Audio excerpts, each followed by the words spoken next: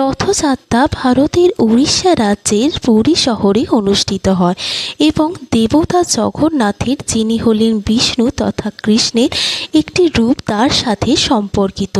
উৎসবের সময় তিন দেবতা তথা জগন্নাথ, তার ভাই বলভদ্র এবং বোন সুভদ্রা সহ অসংখ্য ভক্তবৃন্দ তিনটি বিশাল কাঠের রথে গুচিন্ডা মন্দিরে টেনে নিয়ে যাওয়ার দিকে অবস্থান করেন।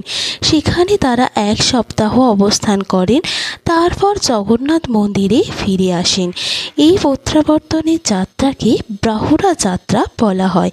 গুচিন্ডা মন্দির থেকে ফেরার পথে তিন দেবতা মৌসীমা মন্দিরের কাছে কিছুক্ষণের জন্য থামেন।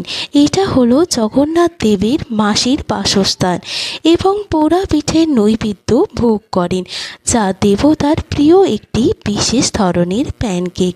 7 দিন থাকার পর দেবতারা তাদের আবাসে ফিরে আসেন।